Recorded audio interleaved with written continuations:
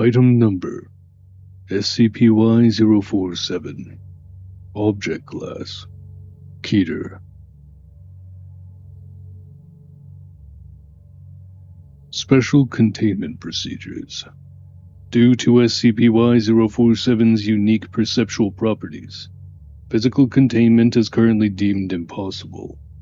SCP-Y-047 instances do not exist in a tangible form, and their presence can only be confirmed through monochrome or otherwise colorless recording devices. No known material, energy field, or anomalous force has been able to interact with them in any measurable way. Instead, containment protocols are focused on monitoring, early identification of targets, and interruption of the predation cycle before the final phase. Containment and monitoring protocols. Global surveillance implementation. The Foundation has deployed an extensive network of security cameras, motion-triggered monochrome recorders, and satellite-linked black and white imaging devices in high-risk urban areas to track SCP-Y-047 movement and behavioral patterns. Any cluster of SCP-Y-047 instances found gathering near a specific location must be flagged immediately for further observation, target identification, and extraction. Upon detection of SCP-Y-047 presence around an individual's home, embedded Foundation AI monitoring systems, Seeker-47, will compile anomaly tracking reports and notify Mobile Task Force Zeta-0, Bad Bunch, for immediate intervention. Individuals identified as potential targets are to be discreetly relocated to Foundation-managed safe houses, equipped with monochrome surveillance. If relocation is not possible, protective measures are to be enacted at the individual's home to prevent further anomaly interaction. Red thread countermeasures. Any individual found with a thin, red spider thread woven around their neck must be placed under immediate 24-hour observation. If the thread is still removable, personnel must ensure its extraction before the individual falls asleep. Removed threads must be incinerated using high-intensity ultraviolet radiation, as standard fire-based incineration methods have proven ineffective. Should an individual reach a stage where the thread has become too strong to remove manually, an emergency intervention team is to extract them from their residence and place them in a high-security stasis chamber lined with anti-memetic suppressants and neurodisruptive inhibitors to sever the unknown link between SCP-Y-047 and its target. Sealed House Protocol. If an SCP-Y-047 event reaches the final phase, i.e., a building becomes fully sealed and an individual is locked inside, all external Foundation monitoring devices must immediately cease operation to avoid drawing further anomalous attention. External surveillance teams are to maintain distance for no less than 4 hours, documenting external activity without direct intervention. Under no circumstances is an attempt to breach the building during this phase permitted. Any personnel violating this order will be considered lost and presumed assimilated into SCP-Y-047's entity network. Post-incident containment and cleanup. Once the final phase concludes and SCP-Y-047 instances disperse, recovery teams are to secure the affected household and initiate Level 5 amnestic protocols for any compromised civilians. All recorded footage of the event must be erased, and residual anomalous webbing is to be collected and transported to Site Y1 for further study. The remains of victims are to be handled under Level 4 biohazard containment protocols, as anomalous properties persist post-mortem. Collected webbing containing unknown runic patterns must be preserved in controlled, vacuum-sealed storage for later decryption attempts. Households where an SCP-Y-047 event has occurred must be rendered uninhabitable via staged environmental disasters, fires, structural collapses, or chemical spills, to prevent further investigation by civilians. As of February 2nd, research teams have reported 3 separate cases of monochrome recordings detecting SCP-Y-047 inside restricted Foundation sites. despite no prior documentation of an infestation.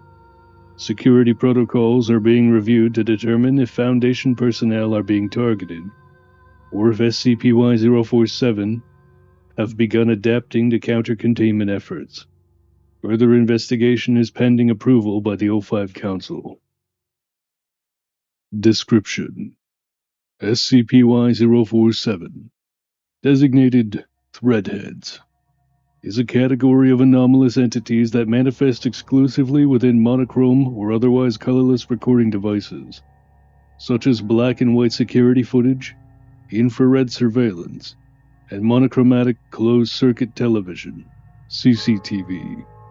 These entities exhibit non-detectable physical presence within baseline reality, and are completely imperceptible to the human eye or any standard recording equipment that operates within the visible color spectrum.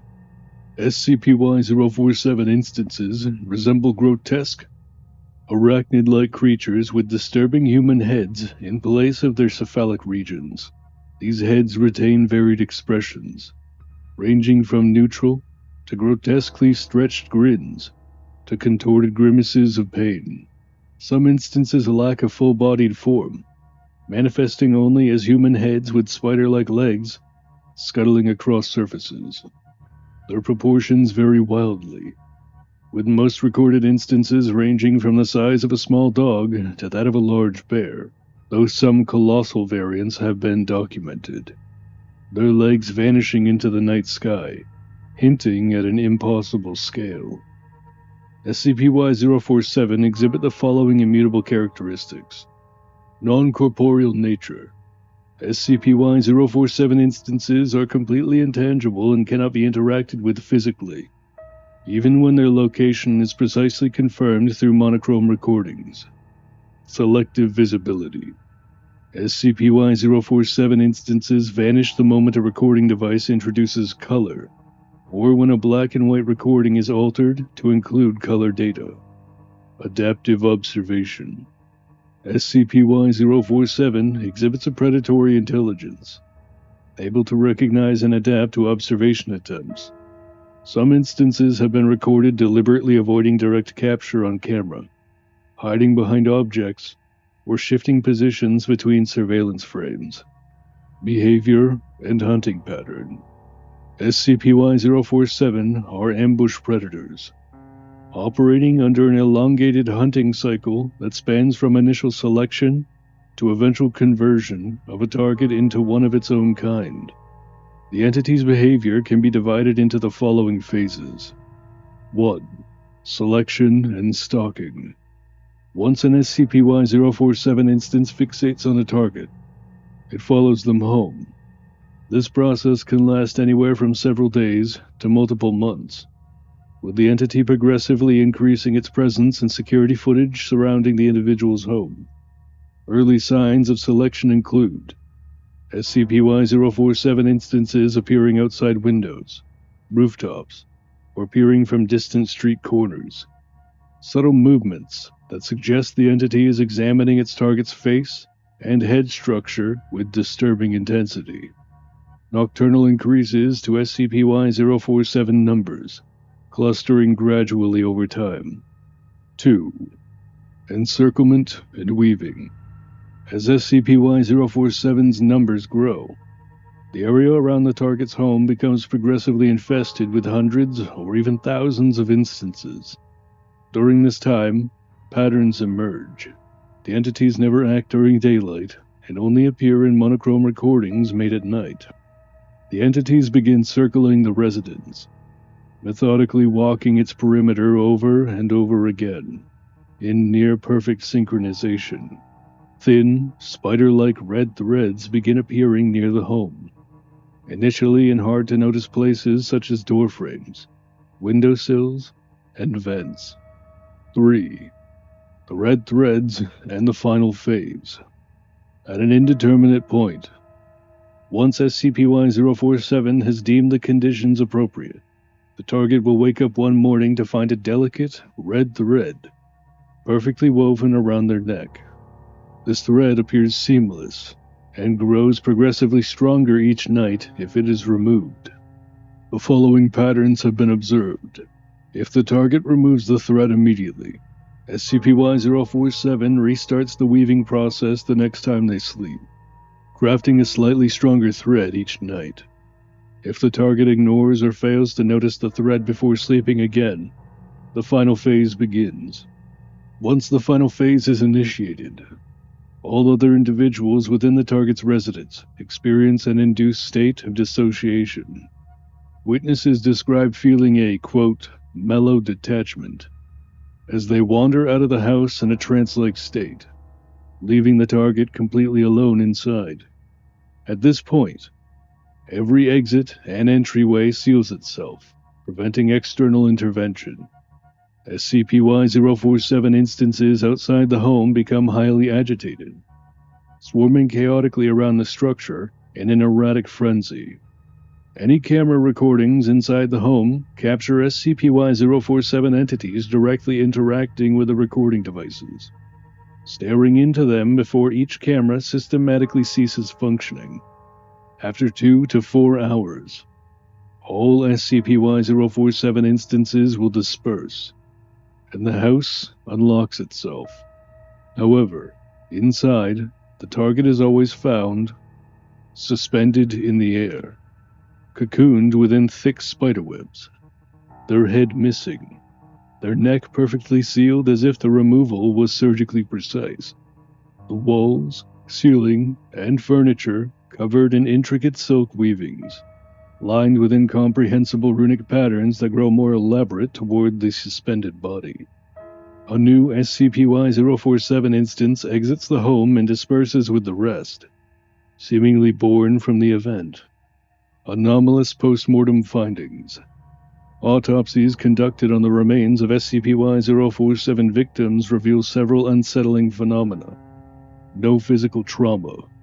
The decapitation leaves no signs of cutting, tearing, or severance. Only a perfectly smooth, sealed surface. Zero blood loss. Despite missing a head, the circulatory system shows no evidence of exsanguination, as if the body simply no longer needed the missing portion. Vestigial anomalies. Victims show traces of foreign neural tissue growth around the cervical spine, suggesting an unnatural attempt at restructuring neural pathways. Observational anomalies and theories. Researchers have yet to determine why SCP-Y-047 targets specific individuals, nor what dictates the time frame for their hunting cycles. Some working hypotheses include SCP-Y-047 selects individuals based on cranial structure or facial features, evidenced by its repeated, obsessive examinations of the head region in recorded footage. SCP-Y-047 may not consume victims in a conventional, biological sense.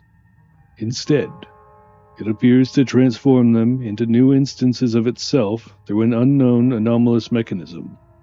The symbols woven into the aftermath of its feeding events may hold an explanation, but Foundation linguists and ontological researchers have been unable to decipher their meanings.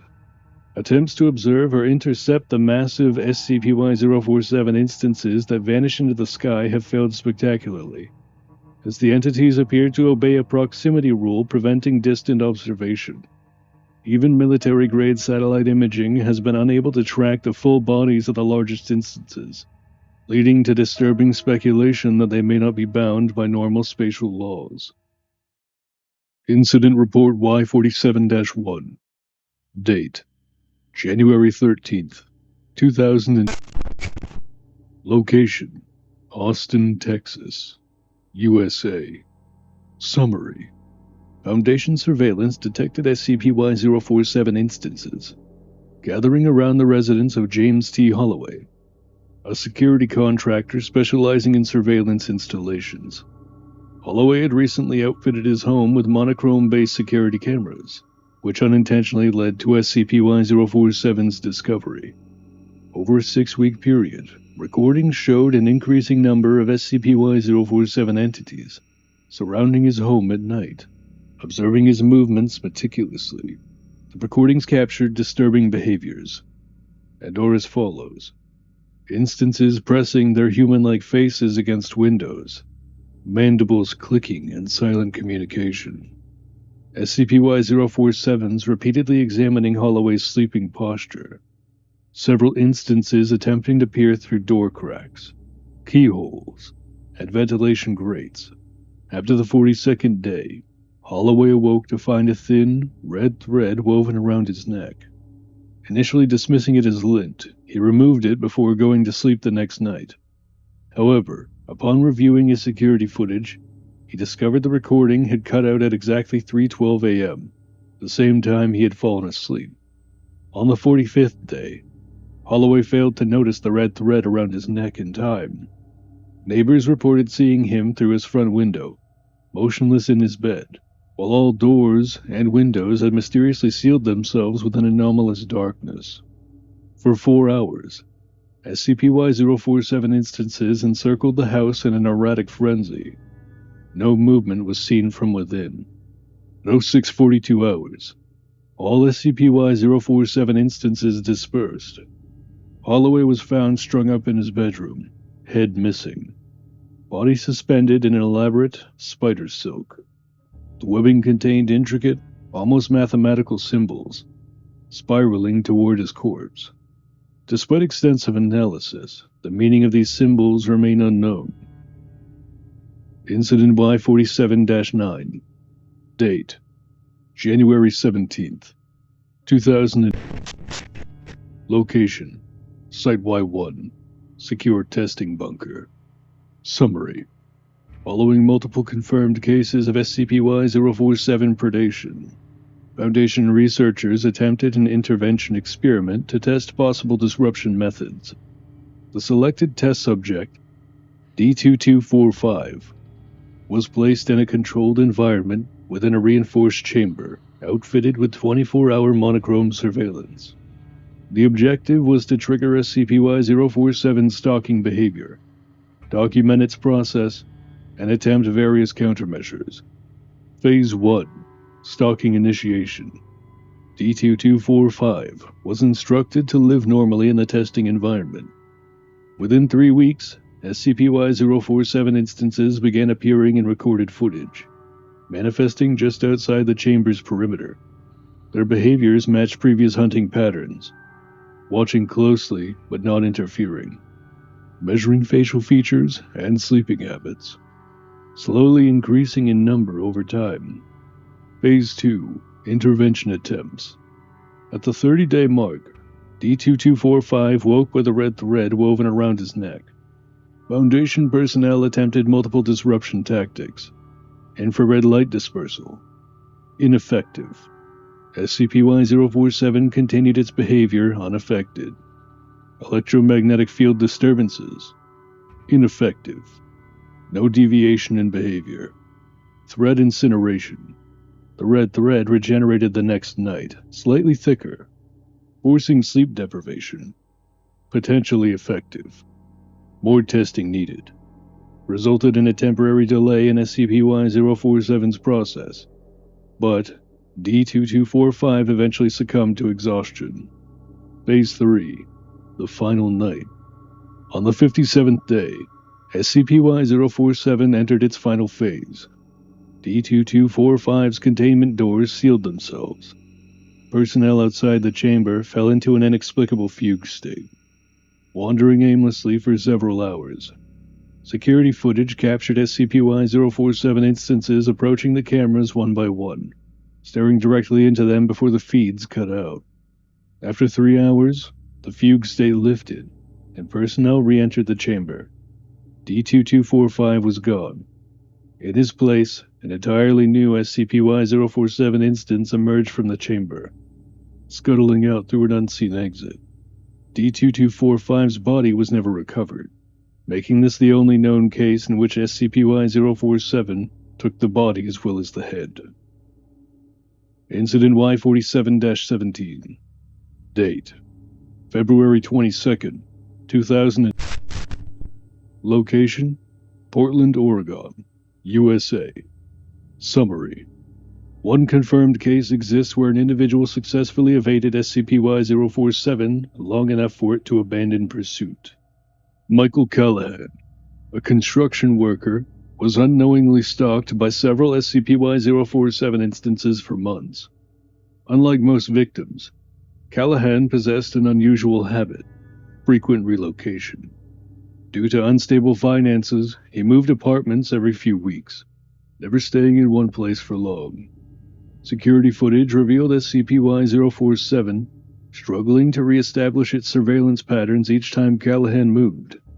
Over multiple recordings, entities could be seen pausing in confusion, some abandoning their watchpoints entirely, seemingly failing to initiate the rituals that they typically perform on their targets. Callahan first noticed the red thread around his neck in mid-February. Unlike others, he didn't dismiss it. Instead, he burned it and immediately moved again. Each time the thread reappeared, he repeated this process, cycling through 8 different residences in 3 months. Callahan was noted in the later stages to use power tools to cut the red threads as they grew more durable over time. Eventually, Foundation surveillance noted SCP-Y-047 instances reducing in number, as if growing frustrated. By March, no new sightings were recorded. Callahan's threads stopped appearing altogether. It is believed that his constant movement disrupted SCP-Y-047's predation cycle, causing it to lose interest and seek another target.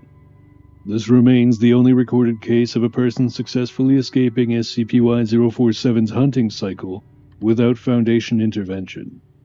Conclusion and Containment Review. SCP-Y-047 remains an active, ongoing threat, demonstrating highly methodical and patient predation patterns. The Foundation's efforts to interfere with or neutralize SCP-Y-047 have universally failed, save for isolated cases of circumstantial evasion.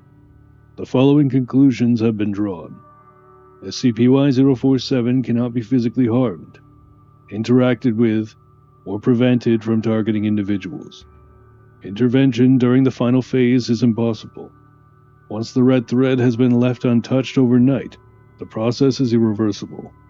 Relocation appears to be the only viable method of escape, but requires extreme consistency and awareness. The precise mechanisms of victim conversion remain unknown. Research into the arcane symbology found in post-event webbing remains ongoing, with some theorists suggesting SCP-Y-047 entities may be woven from their victims' very consciousness. If this is true, it presents a deeply unsettling question. What happens to those who are transformed? Until more is known, the only effective countermeasure is constant vigilance, avoidance, and early intervention. The monochrome gaze of SCP-Y-047 will not waver, and those caught in its web seldom return. Addendum Y-47 Delta. The Oswald Conjecture. Submitted by Dr. Barnaby Oswald, Site Y1 Anomalous Research Division. Hypothesis. In a recently submitted report to the Site Y1 Anomalous Research Division, Dr. Barnaby Oswald posits a compelling, if unproven, theory regarding a potential shared origin between SCP-Y-047, the Threadheads, and SCP-Y-020, Harlequin. While a direct link has yet been confirmed, Dr. Oswald highlights key similarities between the two anomalies, suggesting that they may be divergent manifestations of the same extra-dimensional force or originating from parallel but related realities within Provisional Reality-Y-1. Key similarities. Insectoid features. SCP-Y-047 instances exhibit arachnid-like physiology, incorporating grotesque human heads as part of their form, while SCP-Y-020 possesses insect-like limbs protruding from its head, mimicking a jester's hat. This recurring fusion of humanoid and insectoid elements in both entities suggests a possible thematic or biological connection, as well as some unknown correlation with the human cranium. SCP-Y-020's transformation of victims into SCP-Y-020-A instances, humanoids with tick-like insect heads, bears a striking resemblance to SCP-Y-047's process of converting victims into new instances, potentially indicating a shared method of anomalous replication. Existence on a non-physical plane. Both SCP-Y-047 and SCP-Y-020 do not conform to conventional physicality, existing on perceptual planes beyond normal human senses. SCP-Y-047 is entirely invisible to the human eye, and can only be observed through monochrome recordings, while SCP-Y-020 selectively appears to chosen individuals and flickers between states of visibility. These entities' abilities to bypass standard containment methods implies a shared extra-dimensional origin or operational framework beyond baseline reality's physics. Expansion through human targets. SCP-Y-047 creates new instances by removing the heads of its victims and seemingly converting them into additional entities. Similarly, SCP-Y-020 abducts humans, replacing their heads with an insect-like parasite, generating SCP-Y-020-A instances. In both cases, there is a distinct focus on human neurological alteration and identity erasure, reinforcing the theory that both entities manipulate or consume human consciousness as part of their reproductive cycle. The Provisional Reality-Y-1 connection. Dr. Oswald expands on his hypothesis by referencing previous studies into Provisional Reality-Y-1, which suggest it may function as a crossroads or, quote, graveyard reality, where remnants of collapsed or obsolete universes coalesce. Given prior documentation of SCPs and anomalies with identical or near-identical variants existing within both Provisional Reality-Y-1 and baseline reality, Oswald proposes the following. SCP-Y-020 originated in another reality before arriving in Provisional Reality-Y-1, and was later introduced into baseline reality under unknown circumstances. SCP-Y-047 may represent a different interpretation or evolutionary divergence of SCP-Y-020 from an alternate, doomed reality, altered by the environmental conditions of Provisional Reality-Y-1. Both entities may stem from a singular progenitor entity, or force, which may serve as a whole or mother to the two species, or may be fragmented into multiple variations due to the dimensional instability of Provisional Reality-Y-1. If true, this suggests that SCP-Y-047 and 020 may not be separate species but rather parallel iterations of the same underlying phenomenon, shaped by different conditions. Implications for containment and further study. Should this theory prove correct, it may serve as a major breakthrough in understanding and mitigating the influx of anomalies from Provisional Reality-Y-1 into baseline reality. Dr. Oswald proposes the following avenues for research. Comparative analysis of biological and cognitive influence. Further study of SCP-Y-047's and 020's neurological and physiological effects on human subjects. Looking for shared markers of transformation. Reality mapping within Provisional Reality-Y-1. Conducting deeper expeditions into Provisional Reality-Y-1 to determine if variants of SCP-Y-047 or 020 exist in mirrored forms, supporting the theory of a dimensional divergence. Correlations between these two anomalies and any anomalies discovered henceforth shall be documented. Testing cross-anomaly interactions. Introducing SCP-Y-020-A instances to SCP-Y-047's activity zones in a controlled environment to see if behavioral changes or recognitions occur. At present, this remains a theoretical framework with no concrete evidence, linking the two anomalies beyond observed similarities. However, Oswald's findings have been deemed a high-priority research subject for the Site-Y1 Anomalous Research Division. Any new data supporting or refuting this theory could have critical implications for containment and long-term anomaly mitigation strategies. This is Director Waller, signing off on another report at Site Y1. I hope you'll consider subscribing to stay up to date with our latest findings. I eagerly look forward to having your audience in future reports.